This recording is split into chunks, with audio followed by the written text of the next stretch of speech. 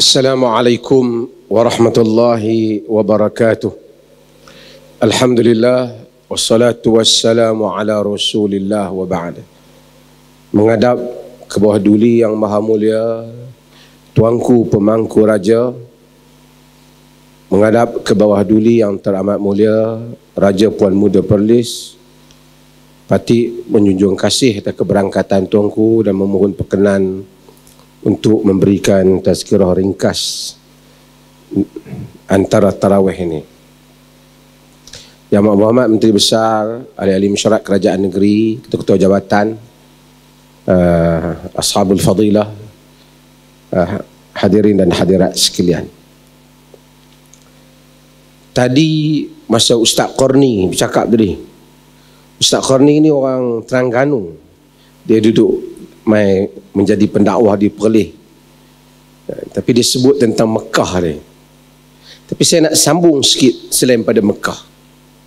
Nabi ni dia lahir di Mekah dan memulakan dakwah di Mekah. Tetapi orang Mekah lawan Nabi. Siapa yang terima dakwah Nabi? Orang Yathrib, orang Madinah. Kenapa orang Yathrib terima dakwah Nabi, sedangkan orang Mekah tak terima? Ahli-ahli pengkaji sirah, mereka cuba lihat apa yang menyebabkan cepat sangat orang Yathrib ni nak terima dakwah Nabi Muhammad. Salah satunya seperti yang disebut oleh Ibn Ishaq.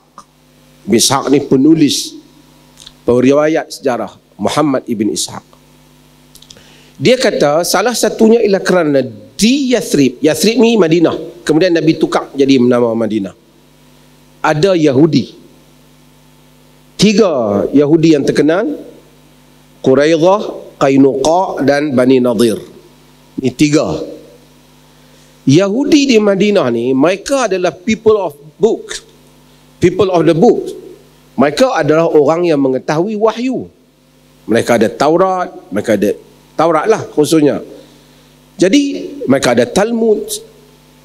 Mereka selalu mengugut orang-orang Aus dan Khazraj, orang-orang Madinah yang pada awalnya namanya Yathrib. Kata mereka, nanti akan datang seorang Nabi. Dengan Nabi itu kami akan perang dengan kamu. Kami akan lawan orang Arab. Inilah ugutan Yahudi. Tengok tuan-tuan, mula-mula krisis ni dia macam politik.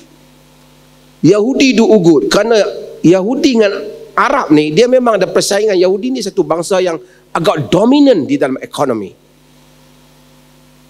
Dengan sistem ribanya, menindas orang yang berhutang, ini Yahudi lah.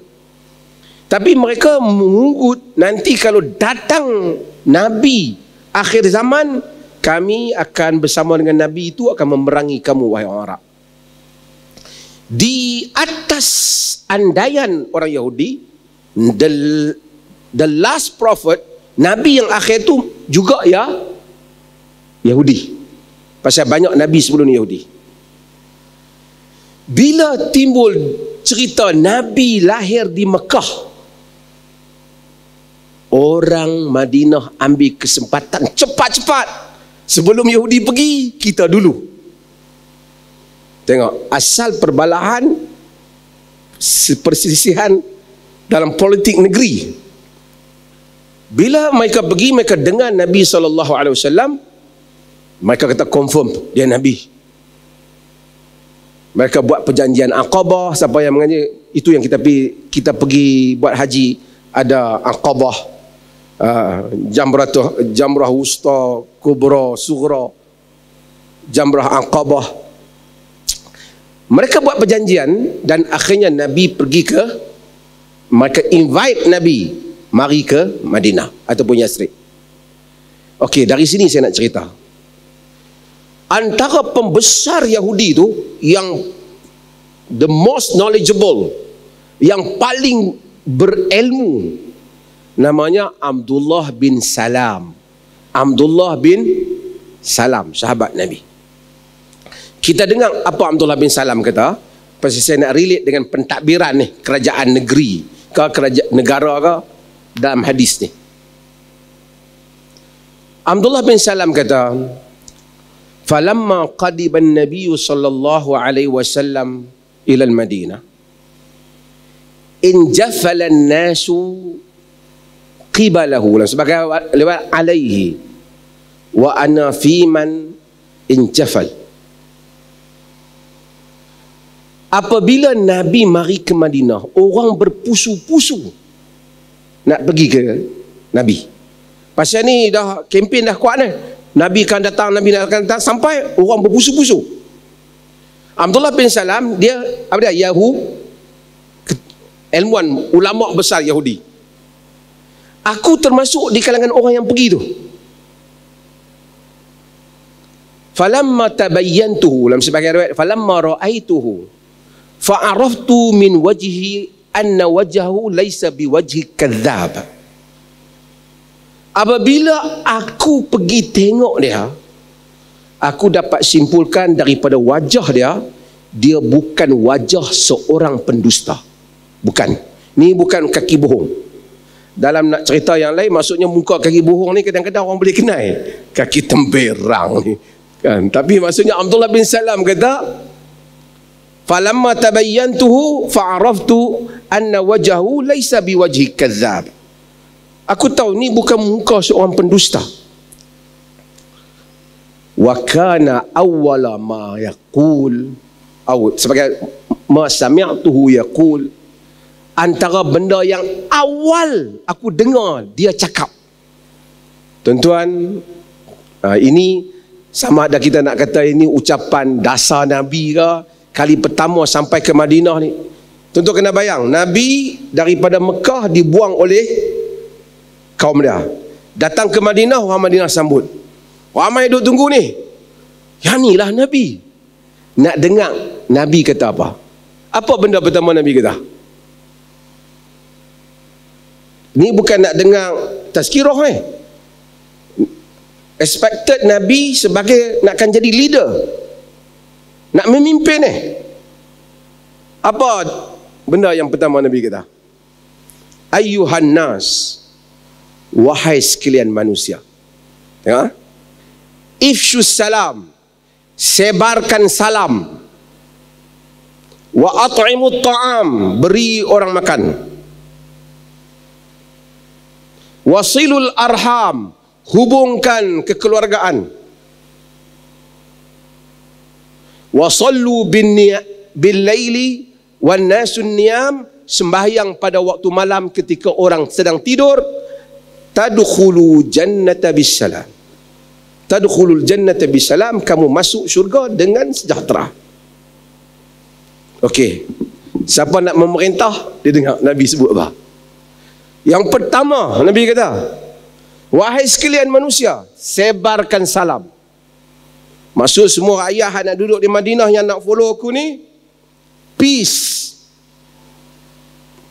perdamaian. Semua orang rakyat kena berdamai, kena sebarkan salam. Salam maksud perdamaian. Yalah, kita maksud assalamualaikum lah, peace be upon you. Cuma kita maksudnya salam sejahtera lah. Cuma kita di Malaysia ni menyebabkan orang bukan Islam, dia rasa salam tu bukan untuk dia. Sebab kita kata assalamualaikum warahmatullahi dan salam sejahtera kepada yang bukan Islam. Assalamualaikum tu salam lah, sejahtera lah. Dia pun dah duduk daripada merdeka, takkan tak tahu assalamualaikum tu salam sejahtera, sebab kita tak educate dia. Tapi tak apalah, dah kita berlaku. Sebenarnya assalamualaikum tu for all, untuk semua. Nabi kata sebarkanlah salam. Satu. Yang kedua, wa at'imut ta'am, bagi orang makan. Maksud untuk bernegara, hidup bernegeri, hidup dalam pentadbiran yang Nabi akan bawa, bagi rakyat cukup makan dia. Semua orang support each other. Jangan ada orang tak ada makan. Wasilul arham, kuatkan silaturahim. Sistem kekeluargaan, kuatkan balik. Kita kalau lihat Nabi, Nabi dibuang oleh Quraisy tau. Tapi Nabi tak mari sebagai pemberontak. Kalau tidak orang dibuang dalam kemarahan, mesti akan cakap dengan nada yang marah. Keluarga buang, Tapi Nabi tak kata putuskan keluarga. Itu masalah Quraisy, jangan dibawa ke Madinah. Hubungkan silaturahim. Keempat, wasallu bil lail, semayang pada waktu malam. Wan nasu niyam, sedangkan manusia tidur. Ini menimbulkan kekuatan kepada rakyat, spiritual, sehingga rakyat ikhlas. Solat dengan ikhlas, semayang malam. Sebab tu sukar untuk kita nak dapati pemimpin pejuang agama, dia tidur sampai subuh tak bangkit semayang tahajud. Kemudian dia mampu bertahan untuk mempertahankan agama. Hampir mustahil. Sebab tu surah yang awal, ya ayyuhal muzammil qumil laila illa qalila. Yang tak bangun malam boleh, tapi nanti dia akan, orang kata bahasa dia akan gelong sikit. Key dia, kekuatan dia, bangun malam. Bangun malam. Sejuta masalah dalam hidup, bangun malam. Nabi kata, spiritual untuk rakyat, bangun malam ketika orang sedang tidur. Tadkhulul jannata bisalam, kamu masuk syurga dengan sejahtera. The first speech of our prophet when he arrived at Madinah, itu ucapan pembukaan yang mengubah minda Abdullah bin Salam sebagai penentang. Dia join Nabi SAW. Dia join Nabi SAW. Satu. Yang berikutnya ialah, hadirin dan hadirat, kita duduk dalam pentadbiran ini, kita ada menteri besar, ada semua ni. Apa yang nak manusia hidup atas dunia ni? Dia bukan solat saja. Dia bukan nak mati masuk syurga saja. Sebelum nak masuk syurga, dia hidup atas muka bumi ni. Dan agama mengimbangi, maksudnya nak kita ada satu tasawur yang jelas, the real life adalah akhirat, tapi kita untuk sementara tu mesti hidup dengan terhormat di atas muka bumi ini. Dengan terhormat. Sebab tu doa yang selalu kita baca apa? Rabbana atina fid dunya hasanah wa fil akhirati hasanah wa qina azabannar. Wahai Tuhan, berilah di dunia ni baik, di akhirat pun baik, dan selamatkan kami daripada api neraka. Itu Nabi Sulaiman alaihi salam, maharaja yang tak ada dah orang macam Nabi Sulaiman. Tumuh. Saya kadang-kadang bila baca doa Nabi Sulaiman tu, saya terfikir apa yang, saya tertanya-tanya apa yang ada dalam fikiran Nabi Sulaiman. Apa doa ni? Ni Hafiz Uffaz subhanallah. Rabbi ghafirli wahabli mulkan la yanbaghi li ahadin min ba'di innaka antal wahhab.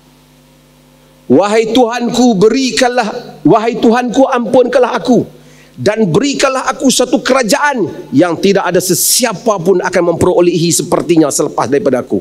Sesungguhnya Engkau Tuhan yang Maha Memberi. Ulama-ulama tanya, Nabi Sulaiman tak mau orang lain best pada dia ke? Tapi kerana dia tahu Allah boleh bagi sisi yang berbagai-bagai. Dia menjadi raja bukan soal kemewahan dia saja, tapi soal dia menguasai jin, manusia, haiwan. Tapi doa dia, Rabbi ghafirli, wahai Tuhan, ampunkanlah aku dan berikan aku satu kerajaan yang tidak ada siapa pun yang sepatutnya selepas itu, yang tak akan siapa pun mencapai sepertinya selepas daripada aku. Maksudnya tumuh, cita-cita yang besar patut ada pada diri Nabi. Nabi SAW kata, tak apa ya Allah, berilah lebih kurang, yang penting hidup di akhirat insya-Allah. No. You hidup dengan terhormat atas muka bumi, dan akhirat ada tempat yang baik. Baldatun thayyibatun wa rabbun ghafur. Negeri yang Tuhan sayang, negeri yang baik, dan Tuhan yang Maha Penyayang. Itu yang patut dilakukan oleh sesiapa sahaja yang mengambil kuasa pemerintahan. Bukan saja membangunkan soal akhirat, penting asas supaya manusia tak menyeleweng, tak rasuah, tak apa. tapi hidup dengan terhormat. Orang Islam alhamdulillah masjid penuh. Walaupun kadang-kadang taklah 100%, tapi mainlah masjid sekarang ni. Tapi kita masih gagal untuk hidup sebagai satu umat yang terhormat di mata orang lain. Kalau kita habaq kat orang barat ke apa, Islam telah mengangkat kedudukan dunia dan akhirat. Dia tahu mungkin akhirat, dunia kami belum nampak. Tapi Nabi Sulaiman telah meminta. Dan kita dalam doa sering disuruh, wa minhum man yaqulu rabbana atina fid dunya hasanah wa fil akhirati hasanah wa qina adzabannar ulaika lahum nasibun mimma kasyabu. Itu yang disuruh untuk kita lakukan. Mudah-mudahan insya-Allah dengan semangat ini, ungkapan Nabi, bukan kata wahai manusia, bila Nabi mari pastikan kamu semua menjaga solat, benar. Tapi Nabi kita sebarkan salam, beri orang makan. Ketiga apa? Hubungkan silaturahim. Strengthen. Unik di dalam masyarakat, iaitu family. Kita ni silaturahim ni kita salah faham. Kita faham silaturahim, kita ziarah kawan kita silaturahim. Itu bukan silaturahim. Itu ukhuwah. Silaturahim silah yang ada dengan rahim. Rahim tu rahim ibu. Maksud kekeluargaan. Dan bangunkan spiritual, jujur. Semayang malam bukan nak tunjuk ke orang mana. Kalau orang boleh jujur tengah malam dengan Allah, bangun minta pertolongannya, siang hari dia memerintah dengan baik. Mudah-mudahan Allah memberkati umat Islam, negeri kita, negara kita dan keseluruhannya. Ini dah lebih daripada 7 minit dah. Tapi tak apa, kerana tadi masa sembahyang 4 rakaat ada yang mengantuk. Jadi saya panjangkan sikit. Sekian, wassalamualaikum warahmatullahi wabarakatuh. Menjong kasih tengok.